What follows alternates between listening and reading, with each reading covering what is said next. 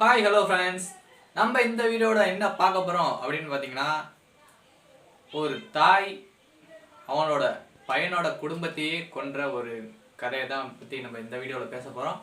இப்போ தான் நீங்கள் நம்ம சேனலுக்கு புதுசாக வரீங்க அப்படின்னு இருந்தீங்கன்னா கீழே உள்ள சப்ஸ்கிரைப் பண்ணுங்க. கூடவே இருக்க பெல் ஐக்கனை கிளிக் பண்ணி அதெல்லாம் செட் பண்ணிடுங்க.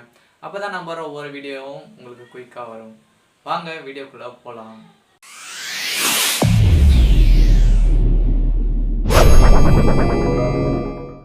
சரி, சென்னையில் பார்த்தீங்கன்னா ஒரு பெரிய பாலடைஞ்ச பங்களா ஒன்று இருக்குது.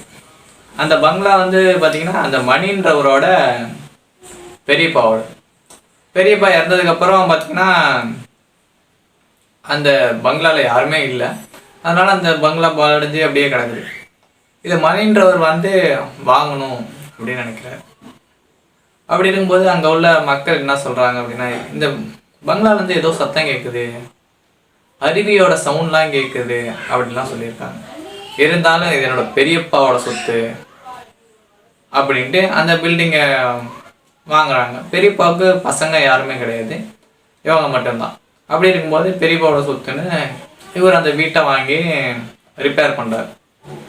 ரிப்பேர் பண்ணி அப்புறம் குடும்பத்தோட அந்த வீட்டுக்கு போகிறாங்க. அவங்களுக்கு பார்த்தீங்கன்னா அந்த மணின்றவருக்கு ஒரு பையன், 2 பொண்ணு, அப்புறம் அவங்க மனைவி, மொத்தம் 5 பேரும் அந்த வீட்டுக்குள்ளே போகிறாங்க. அப்படி உள்ளே போயிட்டு பல்லாம் கட்சி சந்தோஷமாக தான் இருக்காங்க. அந்த நாள் நைட்டு என்ன ஆச்சு அப்படின்னு பார்த்தீங்கன்னா, திடீர்னு லைட்லாம் ஆஃப் ஆயிடுச்சு. சரி, நார்மல் தான், நைட் டைமில் லைட்டாக இது நார்மல் தான் அப்படின்ட்டு கேஷுவலாக எல்லோரும் விட்டாங்க. அப்படி இருக்கும்போது அந்த 2 குழந்தைங்க சொன்னீங்க பார்த்தீங்களா, அந்த 2 பெண் குழந்தைங்க, அந்த 2 பெண் குழந்தைங்களும் ஹாலுக்கு அப்படியே வந்திருக்காங்க. தண்ணிக்கு குடிக்க வந்தாங்களோ எதுக்குன்னு தெரியல. அப்படியே உள்ளே பார்க்கும்போது ஹாலில் யாரோட ஒரு உருவம் தெரிஞ்சிருக்கு. அந்த உருவம் யாருது அப்படின்னு அந்த குழந்தைங்களுக்கு தெரியல.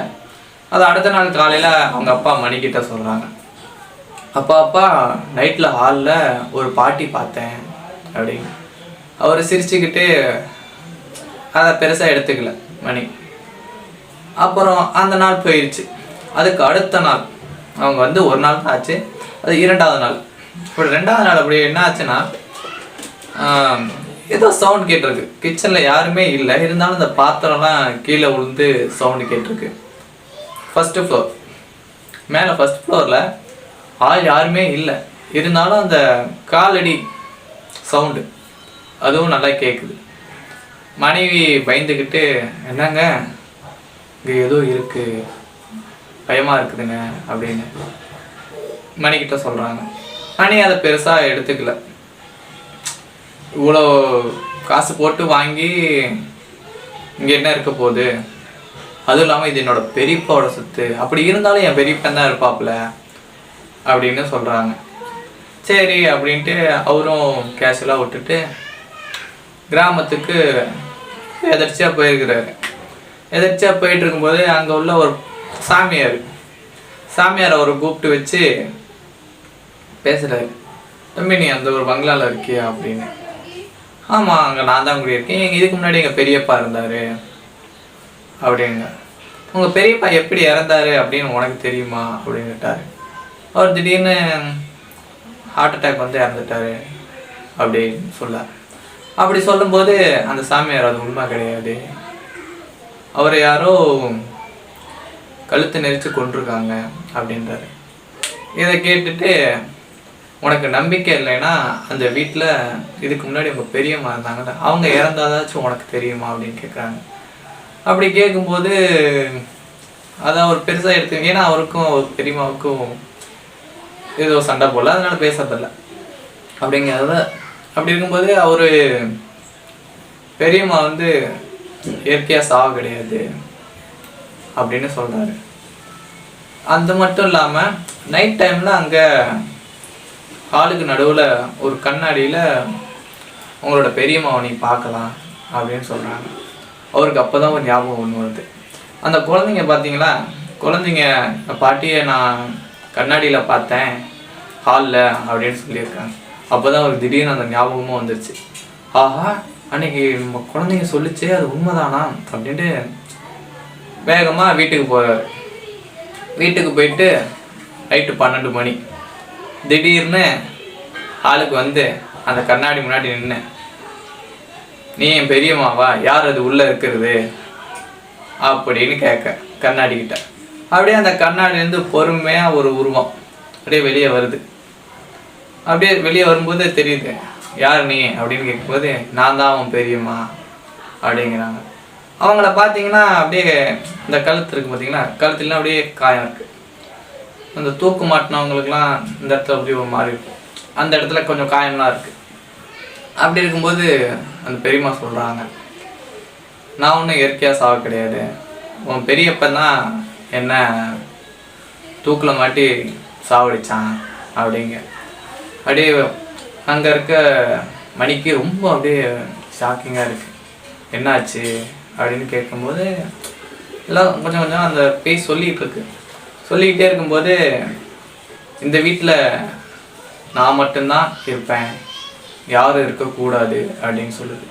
அப்போ மணி இருந்துக்கிட்டு, இல்லை அப்படிலாம் முடியாது அப்படின்னு சொல்கிறான். அப்படி சொல்லிக்கிட்டே இருக்கும்போது அந்த பேய் என்ன பண்ணுச்சுன்னா அங்கேருந்த எல்லாத்தையும் கொல்ல ஆரம்பிச்சிச்சு.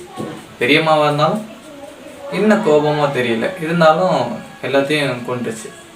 அடுத்த நாள் வீட்டு கதவு ஜன்னல் எல்லாம் ஓப்பனில் இருக்கு. ஓப்பனில் இருக்கும்போது பக்கத்தில் உள்ள மக்கள் தான் அவருக்கு தெரியுமே, பக்கத்தில் இருக்கவங்களாம் அப்படியே வந்து வீட்டுக்குள்ளே எட்டி பார்க்குறாங்க. ஏன்னா அவ்வளோ பெரிய பங்களா, ஆள் இப்போ தான் வந்து ஒரு 2 நாள் தான் ஆச்சு. அப்படிங்கும்போது ஏன் வீடெல்லாம் ஓப்பனில் இருக்குதுன்னு இந்த எட்டி பார்த்துருக்காங்க. திடீர்னு போலீஸ் எட்டி சொல்லிட்டாங்க, இந்த வீடு ஓப்பனில் கிடக்குது, யாருமே காணோம் அப்படின்னு. போலீஸும் உள்ளே வந்து பார்க்குறாங்க, அந்த ஒரு ஃபேமிலி எங்கே போனாங்க அப்படின்னே தெரியல. அதுக்கப்புறமேட்டுக்கு சின்னதாக ஒரு செவுத்தில் பார்த்தீங்கன்னா, இது என்னோட வீடு, இங்கே என்ன தவிர உள்ளே வர யாருக்கும் அனுமதி இல்லை அப்படின்னு ரத்தத்தில் எழுதியிருக்கு. இதை போலீஸ் பார்த்துட்டு அவங்களும் அதிர்ச்சியில் இருக்காங்க. அது மட்டும் இல்லாமல் இதுக்கு முன்னாடியும் ஒரு குடும்பம் அங்கே வந்திருக்கு. அவங்க பெரியப்பா பசங்க வர்றதுக்கு முன்னாடி இன்னொரு குடும்பம் அங்கே வந்திருக்காங்க. அவங்களும் மாயமாக மறைஞ்சு போயிருக்காங்க.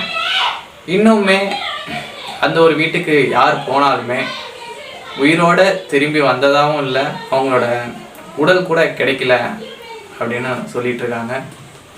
அப்பேற்பட்ட ஒரு பெரிய பங்களாவுக்கு நீங்கள் போனீங்கன்னா நீங்கள் திரும்பி வருவீங்களா இல்லையா அப்படின்னு மறக்காமல் கமெண்ட் பாக்ஸில் கமெண்ட் பண்ணிட்டு போங்க. இந்த ஒரு வீடியோ உங்களுக்கு இன்ட்ரெஸ்ட்டாக இருக்கும் அப்படின்னு நான் நம்புகிறேன். நெக்ஸ்ட் ஒரு இன்ட்ரெஸ்டான வீடியோவோட நான் உங்களை மீட் பண்ணுறேன்.